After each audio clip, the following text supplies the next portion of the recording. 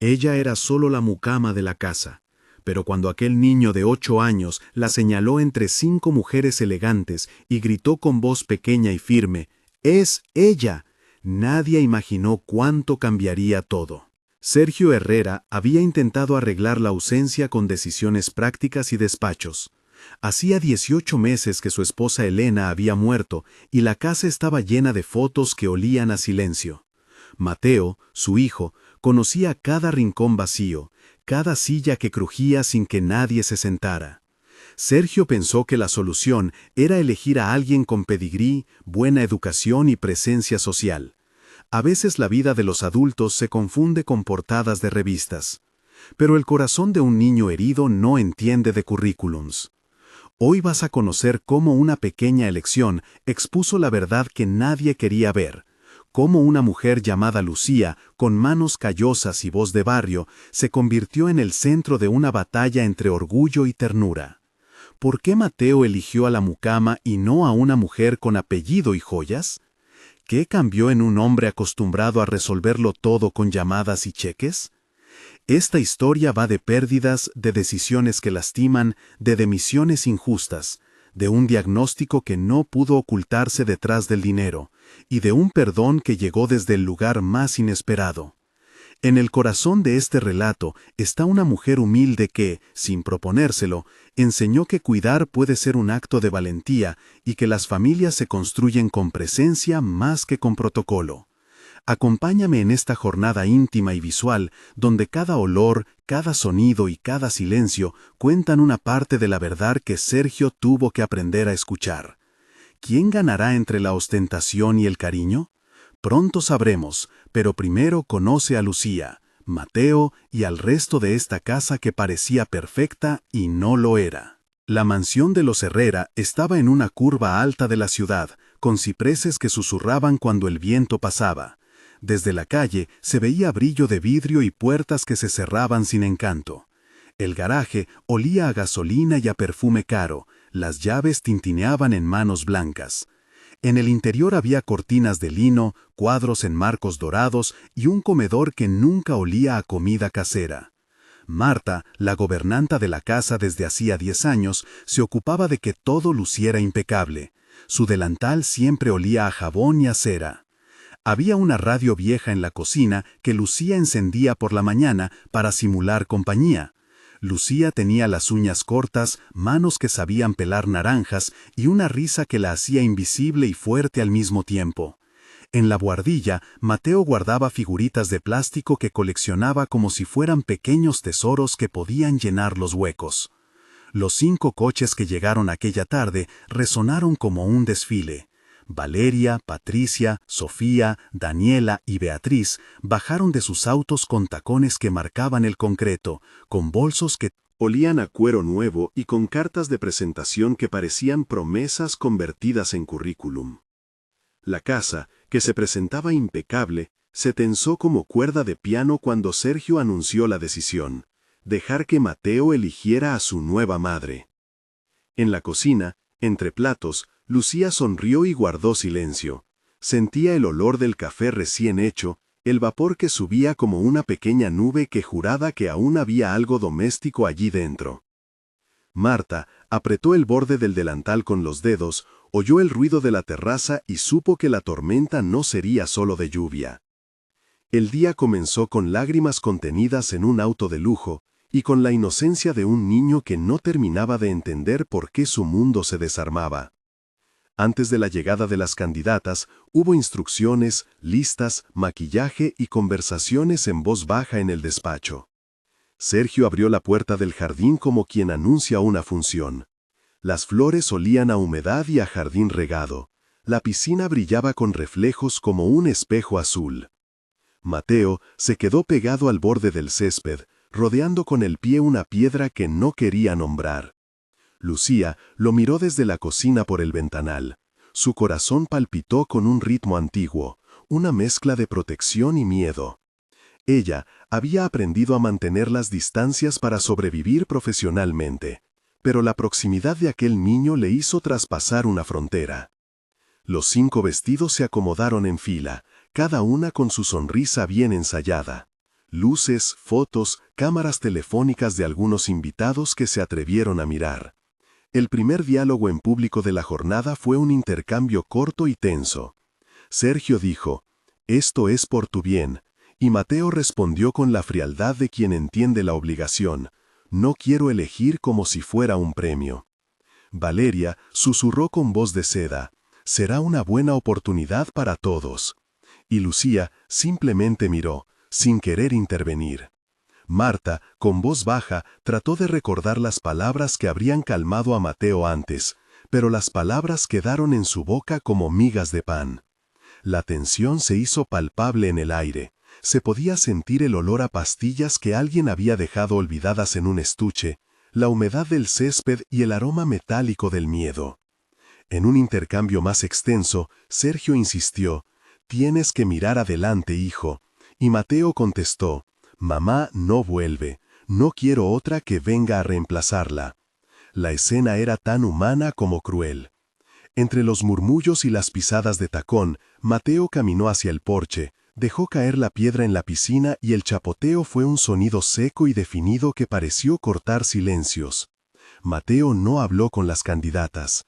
Se acercó a un rincón del jardín donde la sombra de un viejo olivo ofrecía refugio. Allí, con la hierba pegada a sus rodillas, abrió la puerta de su pequeño mundo. A través del cristal, Lucía observaba y apretó el paño que tenía en las manos. El encuentro en el jardín fue un momento privado en medio del espectáculo.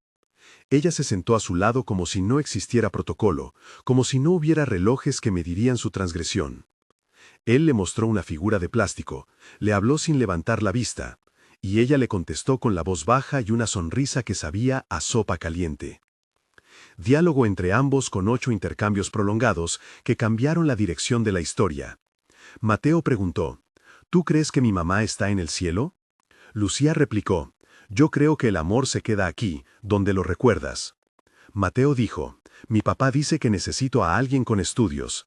Y Lucía respondió, «Los estudios no te abrazan cuando tienes pesadillas». Mateo murmuró, «¿Y tú me podrías leer por las noches?» Y Lucía aseguró, «Te leeré hasta que las palabras sean abrigos». Él añadió, «No quiero que me cambien». Y ella admitió, «Entonces nadie te cambiará si no quieres». Mateo susurró, «Elijo a quien me mira». Y Lucía contestó, «Entonces mira, que yo te veo». En cada respuesta se percibieron sensaciones, el roce de la tela del pantalón, el aroma de tierra mojada, el sabor metálico de una pequeña lágrima en la comisura, el silencio de las hojas, el calor de la mano de Lucía sobre su cabello. Ese diálogo fue íntimo, lleno de sensaciones y detalles que hicieron de la escena un oasis de ternura en medio de la tensión general. Cuando finalmente Mateo volvió a la terraza para la elección, nadie imaginó que tomaría una decisión que encendería una discusión pública. El momento de la elección fue una descarga eléctrica emocional. Sergio, frente a invitados y cámaras, explicó el proceso con voz medida. Solo señala, no hace falta hablar. Las 5 candidatas se colocaron en fila, como en un escenario.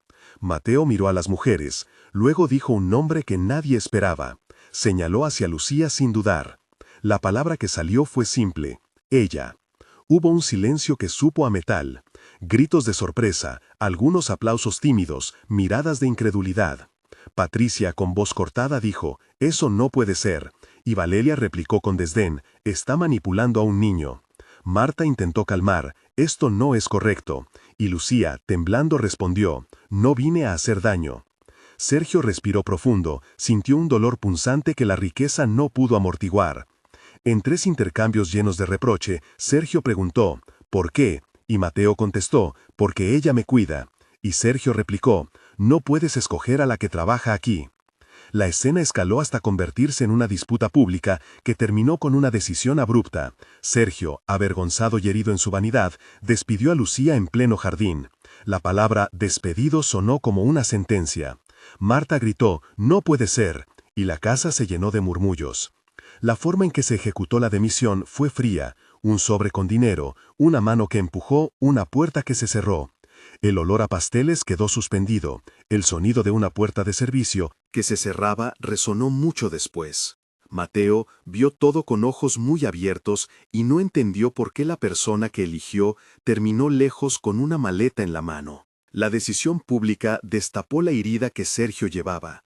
El orgullo había pesado más que el amor. Después de la expulsión, la casa cambió de ritmo. Las paredes parecían guardar secretos nuevos. Mateo dejó de sonreír. Su pequeño cuerpo se encogió en la cama como si el colchón fuera un lugar sin refugio. Las noches se hicieron largas, con la radio apagada y el eco de las fotos. Sergio volvió a su despacho con llamadas y agendas, con la ilusión de que el dinero arreglaría lo que no supo reparar con presencia. Marta miraba la mesa del comedor, recordando las comidas que Lucía cocinaba con olor a comino y a pan recién hecho. La caída emocional del niño fue evidente. Perdió el color en las mejillas, sus comidas quedaron medio comidas y la risa fue un eco que el viento se llevó. En conversaciones íntimas y tensas entre el señor Lemes, el pediatra escolar y la psicóloga contactada, se reveló la negligencia afectiva. Diálogo agrio entre Sergio y Marta con encuentros interrogativos. Sergio dijo,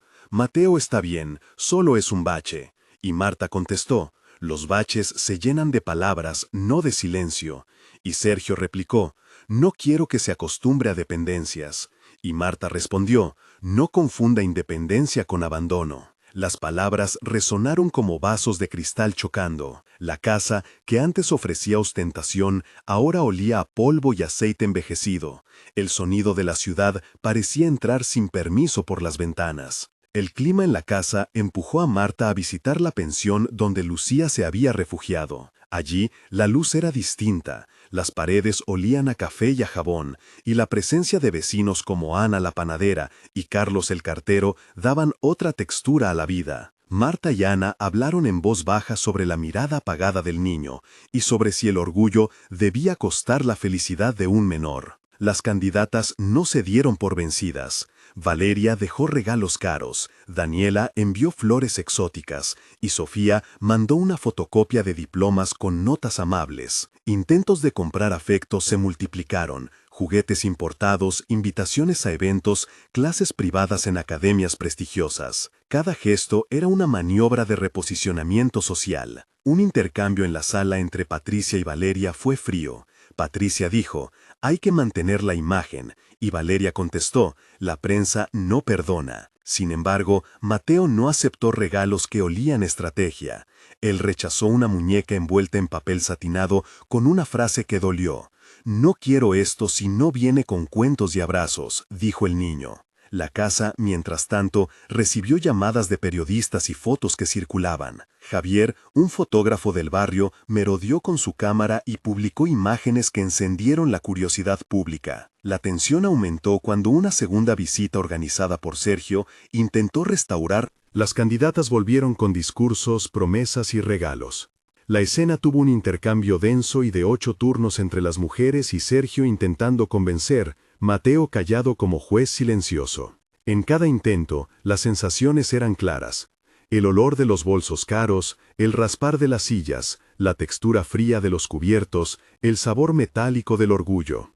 Nada logró lo que las manos de Lucía habían hecho sin grandes intenciones. El punto de inflexión llegó inesperado. Una tarde, después de una noche en la que Mateo no había comido bien, se desmayó en el baño con la frente pálida y los labios fríos. Marta encontró al niño y gritó por ayuda. El sonido de su voz fue una alarma que atravesó la casa. Diálogo frenético en la cocina. Marta llamó a Sergio. «Señor, ha pasado algo». Y Sergio contestó. «¿Qué? ¿Cómo?», mientras corría por la escalera con los zapatos que dejaban huellas en el parquet. La ambulancia llegó con sirenas apagadas pero con prisa contenida. La escena en el hospital fue clínica, con luces potentes, olor a desinfectante y voces profesionales que hablaban con términos precisos. El diagnóstico tempranamente fue categórico: depresión severa y desnutrición emocional que comenzaba a manifestarse físicamente. La explicación técnica del procedimiento fue clara. Se realizaron pruebas hematológicas, evaluación nutricional, un examen psiquiátrico infantil y monitoreo cardíaco básico, con registro de signos vitales cada 15 minutos y recomendaciones de hospitalización parcial para estabilización y terapia familiar, en línea con protocolos pediátricos de respuesta a riesgo psicosocial. La culpa de Sergio fue una ola helada. Frente a la sala de espera, su pecho dolía con un peso nuevo. En 3 intercambios desgarradores, el médico dijo, «Su hijo necesita más que medicación», y Sergio preguntó, «¿Qué puedo hacer?», y el médico respondió, «Estar presente, asistir a terapia y cambiar la rutina». La escena mostró la crudeza de la enfermedad emocional. El diagnóstico no se podía pagar con cheques, exigía compromiso. La prensa comenzó a interesarse. Fotos del padre con rostro preocupado, notas sobre la elección pública y titulares que rozaban la exposición mediática pusieron a la familia bajo lupa. En medio de esa presión, Sergio tuvo que enfrentar su responsabilidad. En privado, con la casa vacía y un sobre con disculpas que le escribió a Lucía, no supo cómo pedir perdón. Marta llamó a Lucía. La voz de Lucía se quebró al escuchar el nombre de Mateo. Hubo una conversación extendida de 8 intercambios, donde se mezclaron ruegos y dignidad. Sergio imploró, «Vuelve por favor», y Lucía contestó, «No vuelvo por un impulso», y Sergio dijo, «Te ofrezco otro contrato, mejores condiciones», y Lucía replicó, «No es el contrato lo que importa», y Sergio suplicó, «Prometo estar más presente», y Lucía preguntó, «¿Y si las promesas se olvidan?», y Sergio afirmó, «No esta vez», y Lucía concluyó, «Dame tiempo para pensarlo». Aquella negociación fue lenta, con el olor a papel y a tinta, con la textura del sobre que no lograba borrar el recuerdo de la despedida. Ella no tomó decisiones inmediatas. La dignidad y el orgullo personal se conjugaron con el afecto que sentía por el niño. Hubo un momento de tensión ampliado, con recuerdos que regresaban como fotografías que se queman con el roce. Sergio recordó a Elena en la cocina, con el aroma del café y las manos en la masa. Recordó una promesa que hizo en el lecho de la enfermedad de su esposa, promesa que no cumplió.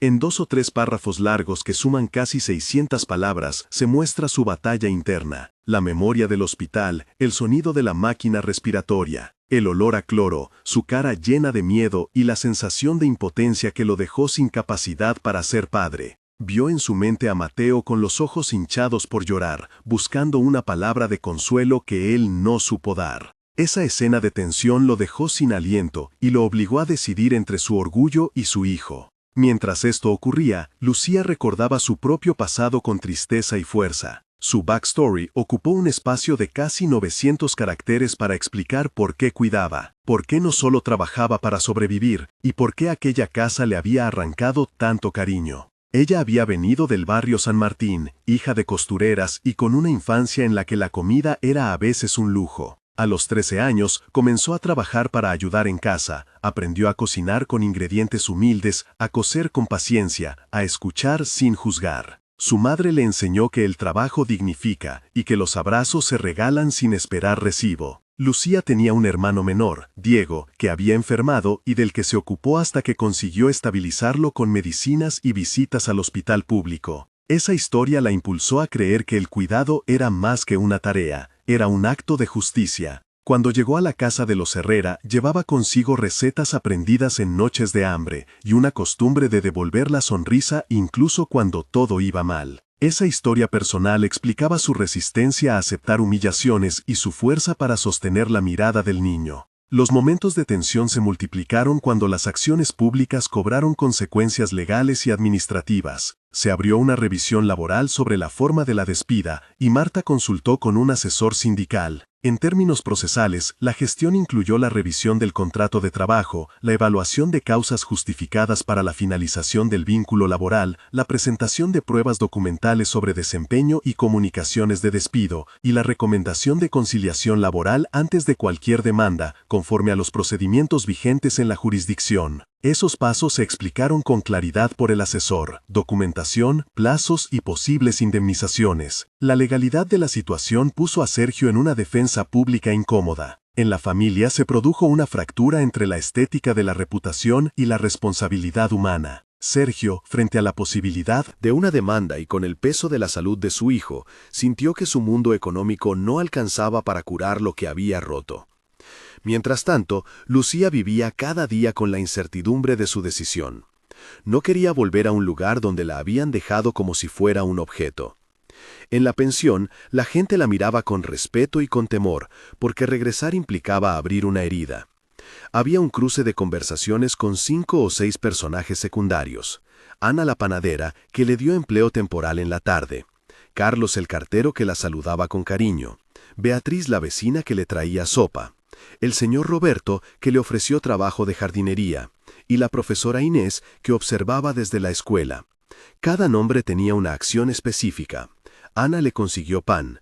Carlos le dejó cartas, Beatriz la visitó para darle compañía, Roberto le ofreció trabajo físico para distraerse, y la profesora Inés habló con Marta sobre la situación escolar de Mateo. Estos personajes aparecieron como apoyo y como contraste con la atmósfera de la mansión. Sus voces y presencias enriquecieron la textura social de la historia y mostraron que la red comunitaria es un refugio cuando la casa se quiebra. En la cúspide de la crisis, la decisión de Lucía fue lenta y llena de condición. Ella aceptó volver, no por el dinero ni por las promesas vacías, sino por Mateo. Hubo una escena de reconciliación en la que Lucía entró por la puerta de servicio con la maleta en la mano, pero con algo más, la dignidad recuperada. Fue un regreso negociado con reglas nuevas. Se habló de horario, de respeto, de pagas, de días de descanso. Se trazaron límites. Sergio, en un gesto que tocó el orgullo, firmó un papel que no tenía el brillo de un contrato, pero sí la honestidad de promesas escritas. En una conversación que duró más de 10 intercambios, Sergio pidió perdón públicamente a Lucía. Ella escuchó, puso condiciones, y Mateo, desde una habitación cercana, asomó la cabeza para ver si todo aquello era real. El diálogo incluyó frases sencillas y conmovedoras. Sergio dijo: «Lo siento mucho», y Lucía respondió: «Las palabras necesitan hechos». Y Sergio afirmó: «Te doy mi tiempo», y Lucía aceptó: «Entonces empieza por la cena de mañana». Y Sergio prometió: «Estaré». Y Lucía replicó: «No prometas lo que no puedes cumplir». Y Mateo soltó: «Promete que me vas a leer». Y Sergio dijo: «Prometo que estaré en la noche». Y Lucía añadió: «Yo también». Esa conversación fue larga, cargada de sensaciones. El olor de la comida que volvía a llenar la casa, el crujir de las tablas del piso, el gusto del café recién hecho que aportaba calidez. La tensión se suavizó, pero las cicatrices no desaparecieron de inmediato. La recuperación fue lenta. En terapia, Mateo aprendió a nombrar su tristeza y a expresar miedo sin que la respuesta fuera la pena inmediata. Hubo sesiones con la doctora Ruiz, psicóloga infantil, que sostuvo la idea de que el vínculo se reconstruye con rutinas, con escucha activa y con pequeños actos que demuestren coherencia. Marta participó en las sesiones iniciales para ayudar con la transición, y Ana de la panadería colaboró trayendo tortas para celebrar pequeños logros.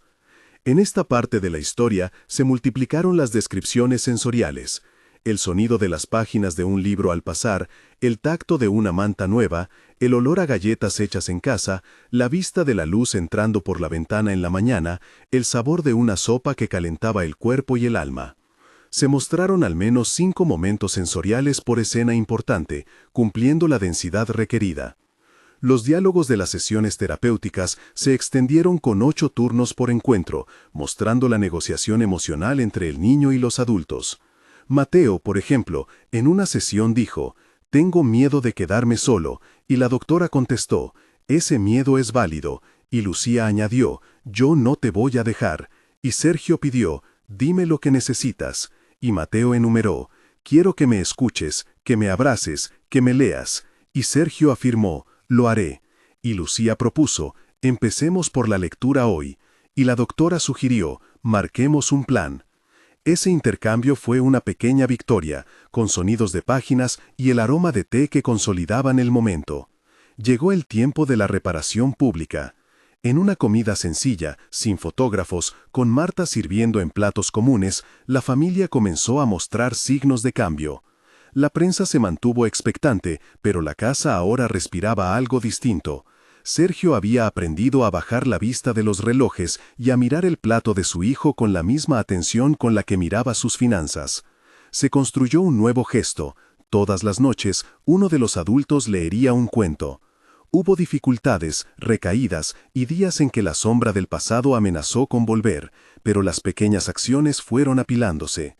En un intercambio decisivo y más largo que incluyó 10 turnos entre Sergio y Lucía, se planificó el futuro. Sergio accedió a reducir viajes de negocios, a asistir a terapia familiar y a establecer límites claros con la prensa. Lucía aceptó volver con sueldo digno y con días libres. Entre esos diálogos se percibieron olores de comida que volvía a cocerse en la casa, la textura del mantel que se estiraba sobre la mesa y el sonido de la risa de Mateo que volvía con timidez. El epílogo tuvo 3 momentos separados en el tiempo para mostrar la transformación. Un mes después, la casa ya no lucía como museo. Había un libro infantil abierto en el sofá, huellas pequeñas en la harina de la cocina y la risa de Mateo que se escapaba entre las habitaciones. Lucía preparaba empanadas y el olor llenaba el pasillo. Sergio llegó a cenar y se sentó sin mirar el celular por largo rato. Marta comentó con orgullo, la casa volvió a tener ruido de vida. Y Ana, La panadera, trajo un pan con miga perfecta para celebrar. Mateo asistía a la escuela con una mochila nueva que Lucía le había comprado. En la tarde jugaba en el jardín con figuras que ya no ponía en la orilla de la pileta. La comunidad lo notó. Carlos el cartero vio menos puertas cerradas. Beatriz comentó el cambio en voz baja. Este primer mes tuvo atmósferas sensoriales, el sonido de platos, el olor a pan, la luz de la tarde, el tacto cálido de una manta, el sabor del chocolate caliente. 3 meses después hubo consolidación. La terapia dio frutos palpables. Mateo tenía amigos nuevos, hablaba de la escuela con interés y los maestros notaron progreso en su concentración. Sergio asistió a una reunión de padres y, por primera vez, escuchó sin interrumpir. Se organizó un pequeño festejo en la casa, una merienda con vecinos y amigos, donde Lucía fue reconocida por su trabajo no solo con un aplauso, sino con gratitud. En términos sensoriales, se habían instalado rutinas: el aroma del café por la mañana, el sonido de la radio de fondo, la textura de un uniforme recién lavado. En esta etapa, la relación entre Sergio y Lucía se había transformado en respeto recíproco. Ella seguía siendo cuidadora, pero ahora con condiciones y reconocimiento. Hubo también un gesto simbólico. Mateo entregó a Lucía un dibujo donde se veía una casa con puertas abiertas, y escribió: «Gracias por quedarte». 6 meses después, la familia celebró una pequeña ceremonia en el jardín. No fue una boda fastuosa ni un acto de ostentación, sino un compromiso simbólico entre adultos que habían aprendido a cuidar. Sergio y Lucía no hicieron promesas protocolarias, pero intercambiaron palabras sinceras en presencia de Mateo y de vecinos como Ana, Marta, Carlos, la profesora Inés y Beatriz. La casa olía a pastel casero, la música era simple y la mesa estaba llena de cosas hechas con esfuerzo. Mateo sopló una velita en un pastel pequeño que hizo Lucía. Sus ojos brillaron con una mezcla de felicidad y sorpresa. La transformación era visible. La casa se había convertido en hogar. Sergio había cambiado su prioridad. La prensa, que alguna vez había amplificado el conflicto, ahora cubría una historia de reconciliación, y eso, aunque no borraba el pasado, permitió que la familia caminara hacia adelante.